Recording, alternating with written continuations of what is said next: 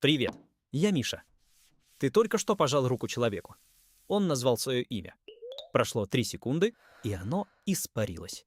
А ты стоишь, улыбаешься, киваешь, и весь следующий разговор аккуратно строишь так, чтобы не пришлось называть его по имени. Потому что имени нет. Оно стерлось быстрее, чем ты успел отпустить его ладонь. И вот что ты себе говоришь потом. Плохая память. Старею. Рассеянный. Что-то со мной не так. Я тебя остановлю прямо здесь. С твоей памятью все в порядке. То, что происходит в момент, когда ты теряешь чужое имя, это не поломка. Это работа очень умного фильтра, который твой мозг включает автоматически, и ты даже не замечаешь, как он это делает.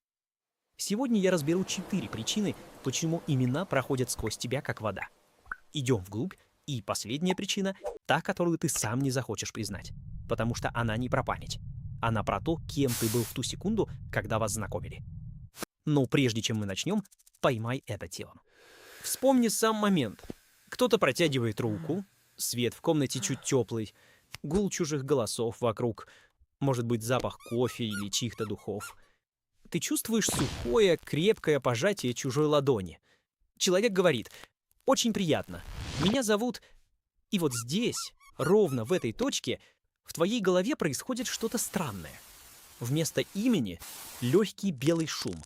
Как будто кто-то на долю секунды повернул ручку громкости не на той дорожке. Ты слышал звук. Ты не услышал имя. И это знакомо почти каждому.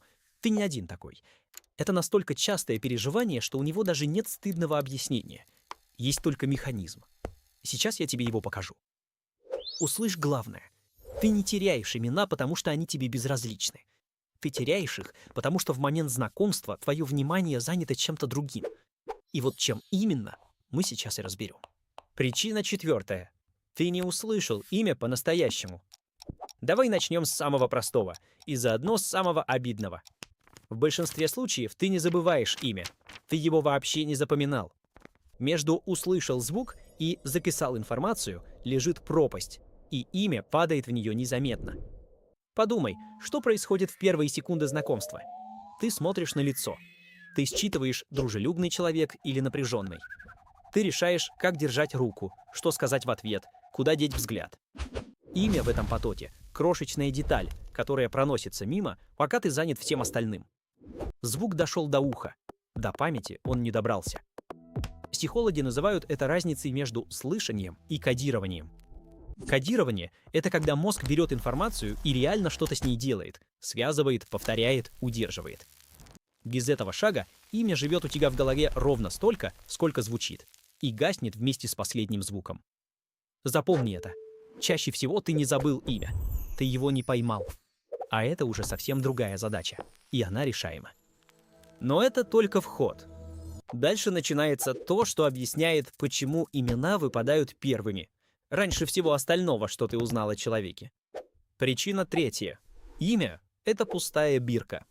А теперь странность, на которой держится половина всей этой истории. Ты можешь запомнить о человеке массу всего. Что он развелся в прошлом году, что у него собака, что он нервно трогал часы и смеялся громче, чем нужно. Ты помнишь его взгляд, его историю, его настроение. Но имя — пустота. Почему так несправедливо устроено?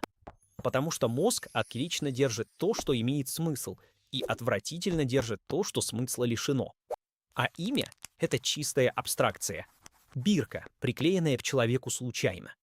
В имени Андрей нет ничего про самого Андрея. Оно ни с чем не связано, ни за что не цепляется, не вытекает ни из лица, ни из характера. В когнитивной науке это называют парадоксом Бейкера. Суть вот в чем.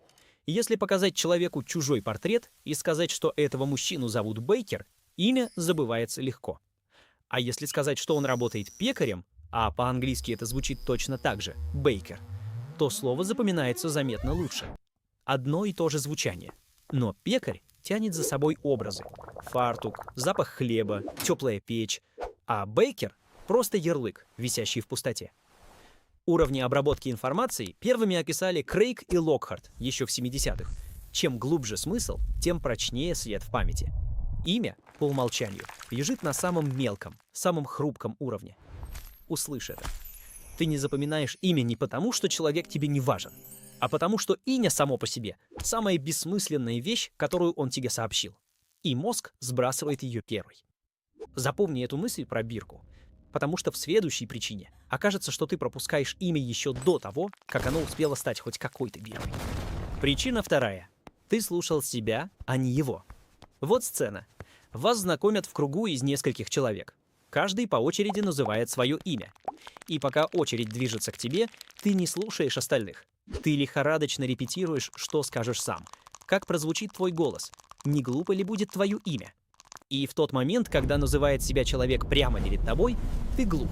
Его имя пролетело в твою мертвую зону. Это не выдумка и не твоя личная слабость. Это описанный эффект. Его называют эффектом следующего в очереди. Психологи Брена и Боуэрс еще в начале 70-х показали. Люди хуже всего запоминают то, что было сказано прямо перед их собственным выходом. Мозг в этот момент занят подготовкой себя. На запись чужой информации ресурса не остается вообще. И заметь, насколько это коварно. Ты вроде бы присутствовал, ты вроде бы слушал, но твое внимание было развернуто внутрь, на себя, а не наружу, на человека. Имя прозвучало в ту самую долю секунды, когда тебя физически не было в комнате. Ты был у себя в голове. Вот тут впервые становится неуютно. Потому что речь уже не про память. Речь про то, куда направлено твое внимание в момент встречи с другим человеком. И следующая причина доведет эту мысль до самого дна. А теперь приготовься. Потому что причина номер один – это уже не про механизм, это про тебя. Причина первая. В тот момент ты был занят собой. Снимем последний защитный слой. Все предыдущие причины – это правда, но это еще и удобное укрытие. Слабая память, пустая бирка, неудачная очередь. А теперь честно, почему именно в момент знакомства твое внимание так стабильно уходит внутрь? Потому что знакомство – это микростресс. Тебя оценивают. И пока другой человек называет свое имя, твоя нервная система занята совсем другим вопросом. Как я выгляжу? Нормально ли я держусь? Что он обо мне думает? Ты не слушаешь его. Ты сканируешь себя его глазами. И вот здесь включается биология, которую не обмануть. В момент социального напряжения мозг выбрасывает кортизол, а гиппокамп, структура, которая отвечает за перевод новой информации в память, под кортизолом работает хуже. Об этом подробно пишет нейробиолог Роберт Сапольски в книге «Психология стресса». Острый стресс буквально подтапливает механизм формирования воспоминаний. Получается жестокий парадокс.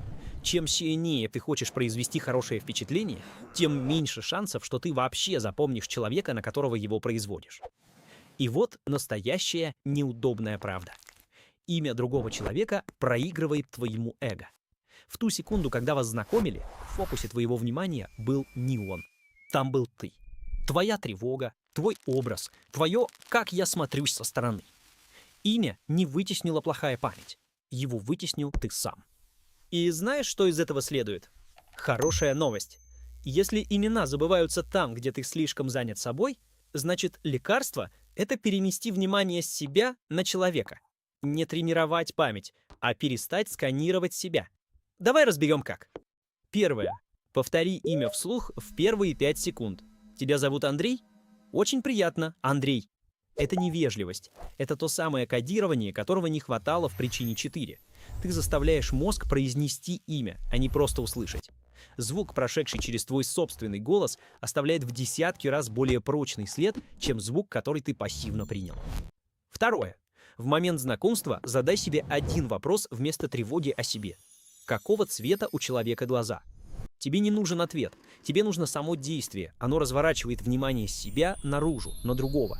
А имя записывается только тогда, когда человек в фокусе. Третье. Привяжи имя к смыслу. Преврати пустую бирку из причины 3 в живую связь. Андрей, как твой школьный друг Андрей. Или Андрей, у которого зеленый шарф. Любая зацепка вытаскивает имя с мелкого уровня обработки на глубокий, и оно перестает быть водой. И четвертое, самое важное. Перед тем, как войти в комнату, где будут новые люди, сделай один медленный выдох, длиннее вдоха. Долгий выдох мягко гасит ту самую стрессовую реакцию, которая выбрасывает кортизол и глушит гиппокамп. Ты входишь не в режиме «как я выгляжу», а в режиме «кто здесь?». И тогда имена начинают оставаться. Скажи мне в комментариях одним словом, что для тебя страшнее – забыть имя или признаться человеку, что ты его забыл. Просто напиши, что тяжелее. Это был Миша. Увидимся послезавтра.